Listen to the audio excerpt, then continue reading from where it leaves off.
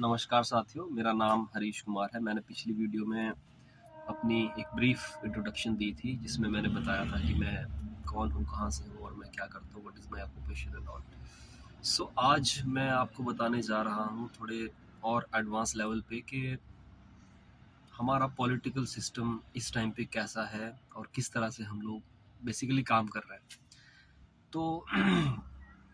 चलो शुरुआत करते हैं हिमाचल से। ऑल ओवर इंडिया की मैं बात नहीं कर रहा, हिमाचल की मैं बात कर रहा हूँ। तो थोड़ी थोड़ी आपको जानकारी दे दूँ कि वैसे नॉर्मली ये चीज़ें पता होती हैं हर एक बंदे को। टोटल हमारे पास में 68 असेंबली कॉन्स्टिट्यूंसीज हैं, मतलब विधानसभा क्षेत्र जो है हमारे पास में 68 है। 68 डिविजन्स में हमारे ऑल ओवर स्टेट को डिवाइड किया गया है। और इन डिविजन्स में member of legislative assembly MLAs को चूज़ किया जाता है और इन एमएलएस को ड्यूटीज़ होती हैं इलाके के विकास के लिए और जो आपका एरिया है उसकी डेवलपमेंट के लिए, उसमें लेजिस्लेशंस कानून बनाने के लिए। अब अगर मान लीजिए कि हमारे हिमाचल में अगर 68 अगर सीट्स हैं, एमएलए की सीट्स हैं, तो सरकार बनाने के लिए किसी भी पार्टी को सरकार बनाने के लिए 35 सीट्स आना मैंडेटरी है। अगर 35 सीट्स इंडिविजुअली किसी पार्टी को आ जाती हैं, वेदर इट इज़ बीजेपी और इट इज़ कांग्रेस और it is Aam Aadmi party और it is other party, national और state level party, so they have to कम से कम उनको 35 सीट्स तो लेनी ही पड़ेंगी, चाहे वो कोलिशन से ले ले। कोलिशन का मतलब होता है कि जैसे मान लो 30 सीट फॉर एग्जांपल मान लो कांग्रेस के पास में आ रही है, तो 5 सीट वो कहीं से, 5 एमएलए को कहीं से अपने साथ कोलिशन में लाएंगे और वो सरकार अपनी बनाएंगे, और वाइस वर्सा भी बीजेपी ऑल्सो, और या किसी भी अदर पार्टी की आप बात कर लीजिए। तो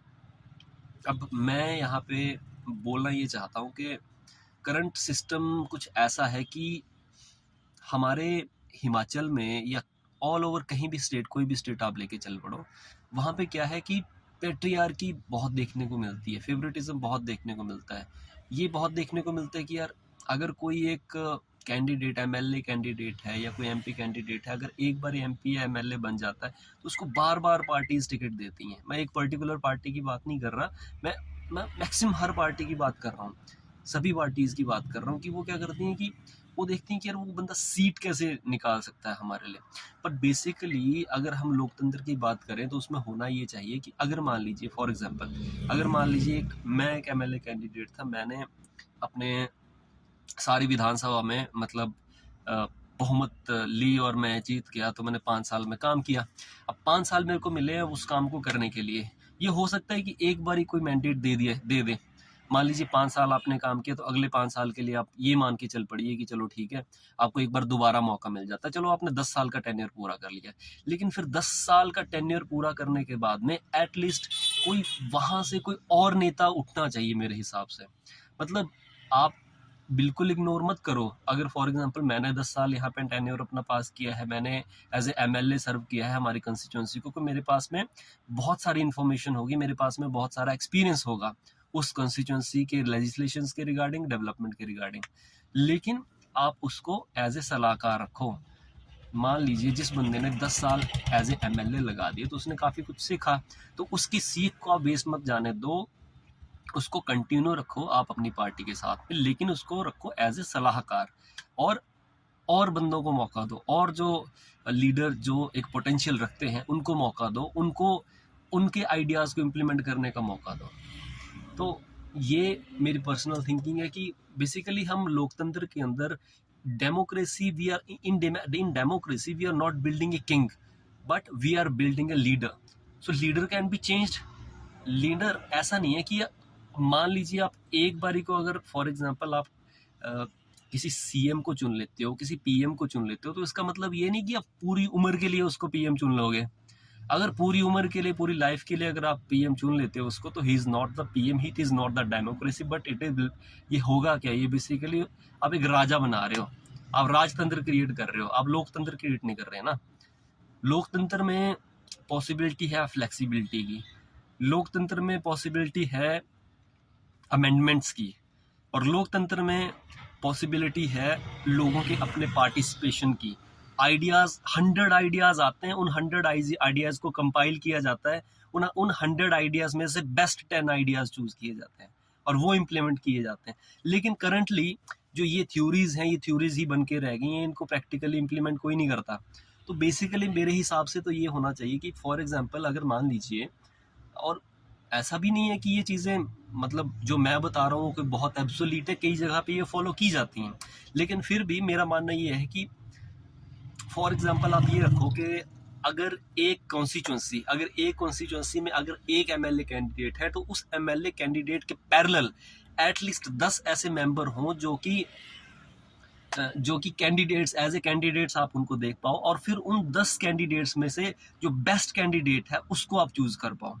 फॉर एग्जांपल इस टाइम पे मान लीजिए सरकार बनती है किसी एक्स पार्टी की, तो एक्स पार्टी के पास में तो 5 साल है, लेकिन वो जो वाई पार्टी है जो अपोजिशन में इस टाइम पे काम करेगी, जिसका कोई बन एग्जिस्टेंस भी नहीं है, उसके पास में कोई एक आधी 2 सीट्स हैं सारी, तो उसका क्या काम होना चाहिए? उसका काम ये होना चाहिए कि आप क्या करो कि आप अपनी पार्टी में ऐसे 10 वाइबल कैंडिडेट्स चूज करो, आप ऐसे गुणवान 10 लोगों को चूज करो, जिनमें से फिर आगे चल के आप 5 सालों के बाद में आप रख सको जनता के सामने कि भाई इन 10 में से हमें ये एक कैंडिडेट हमने चूज किया है, ये क्वालिटीज के बेसिस पे, ये फला क्वालिटीज के बेसिस पे। लेकिन हमारे पास में क्या होता है, ऑप्शन हमारे पास में सिर्फ एक ही है, वही एमएलए है, वही कैंडिडेट है, और उसी कैंडिडेट को हर बंदे को फेवर करना है। तो आई थिंक दिस इज मतलब ये एक तरह का कॉन्ट्राडिक्शन है हमारे डेमोक्रेसी के सिस्टम में, जहाँ एक जगह हम बोलते हैं पीपल्स रिप्रेजेंटेशन, लेकिन वहीं पे हमें पता चलता है कि एक पर्टिकुलर फैमिली है, एक पर्टिकुलर जो एक पर्टिकुलर क्लैन का जो बंदा है वही मतलब बार बार पार्टिसिपेट कर रहा है। तो हमें ये देखना चाहिए कि हम कैसे अच्छे से अच्छे लोगों का पार्टिसिपेशन इस्टेब्लिश कर सकते हैं पॉलिटिकल सिस्टम्स के अंदर। और फॉर एग्जांपल आप देख लीजिए कि अगर कोई बंदा सिविल सर्वेंट है, कोई बंदा सिविल सर्विस दे रखी है उसने हिमाचल में, और he is a retired person, 60 साल का वो हो चुका है, लेकिन he still has the knowledge, he still has that experience of working in the administration of a particular government, right? तो आप उसका एक्सपीरियंस ले सकते हो, आप एक एग्जीक्यूटिव कमेटी आप एक कमेटी बिठा सकते हो, बना सकते हो, जो कमेटी मतलब एक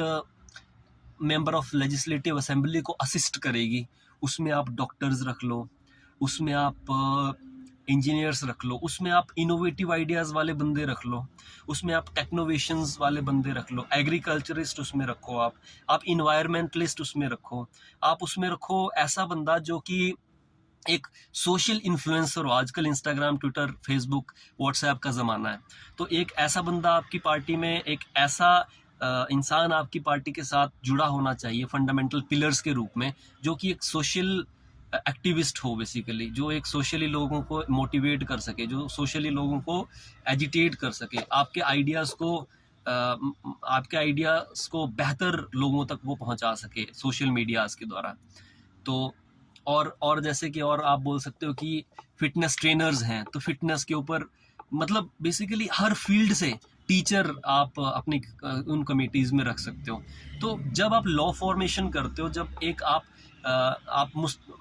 मुस्तकबिल डिसाइड करते हो एक पर्टिकुलर एक कंस्टिट्यूंसी का, आप कंस्टिट्यूंसी की डेवलपमेंट आने वाले 5 सालों में डिसाइड करते हो, तो उसमें आपको ऐसे लोगों का साथ होना चाहिए जो कि एक्चुअल में आपके इलाके को जानते हैं, आपके इलाके की हिस्ट्री, पॉलिटी, जियोग्राफी और वहाँ का जो बेसिक कल्चर है उसको जानते हैं, उस वहाँ के सेंटिमेंट्स, लोगों की प्रॉब्लम्स को वो जानते हैं। तो ये सारी चीज़ें जब तक हमारे पॉलिटिकल सिस्टम्स में इंक्लूड नहीं की जाएंगी, तब तक मैं समझता हूँ कि हमारे, और हाँ, मैंने सीएस का जिक्र नहीं किया है, इसमें सीए का बहुत बड़ा रोल होना चाहिए। मान लीजिए एक एमएलए है, तो उसके साथ में सिटिंग जब करते हैं तो एक लॉयर और एक सीए, चार्टेड अकाउंटेंट, जिसको नंबर्स का पता हो, जिसको पता हो कि कैसे फाइनेंसेस को मैनेज किया जाता है। मैं ये मानता हूँ कि हो सकता है एक लीडर, एक पॉलिटिकल लीडर कई सारी जानकारियां नहीं रखता है, फॉर एग्जांपल इंजीनियरिंग की जानकारी वो नहीं रखता, वो अकाउंटेंसी की जानकारी वो नहीं रखता, लेकिन अगर वो जानकारी नहीं रखता इसका मतलब ये तो है नहीं कि वो जानकारी ले भी नहीं सकता, वो अच्छे लोगों को अपने साथ में रख भी नहीं सकता। तो in this way we can amend our current political scenarios. हम अपने जो पॉलिटिकल सिनेरियोज हैं इस टाइम पे, जो हम प्रोसेसेस अडॉप्ट करते हैं हमारी पॉलिटिकल सिस्टम के अंदर, हम उनको चेंज कर सकते हैं। तो यही छोटी सी बात आज मैं आपसे शेयर करना चाहता था। और बाकी आप कमेंट्स में बताएं कि आपको मेरी बातें कितनी अच्छी लगती हैं, कितनी बुरी लगती हैं। और अगर किसी एक पर्टिकुलर टॉपिक के ऊपर आप मेरे से कोई भी वीडियो अगर आप चाहते हैं कि मैं उस वीडियो को बनाऊं, तो I will do that for you guys. और लाइक करें, सब्सक्राइब करें, शेयर करें। ये अजीब सा लगता है मेरे को बोलना, लेकिन फिर भी कर दो यार, थोड़ा मेरे को भी मोटिवेशन मिलता है इस चीज़ से। तो thank you very much, thanks a lot. और मैं आशा करता हूं कि जो भी सरकार हमारे हिमाचल में आएगी वो बहुत अच्छा काम करेगी, और जो पुराने जितने भी स्टीरियोटाइप्स थे पॉलिटिकल सिस्टम्स को लेके, उनको ओवरकम करते हुए बेटर से बेटर विकास करेंगे। और अगर ना भी करें तो कोई बात नहीं, it's okay. Thank you, thanks a lot.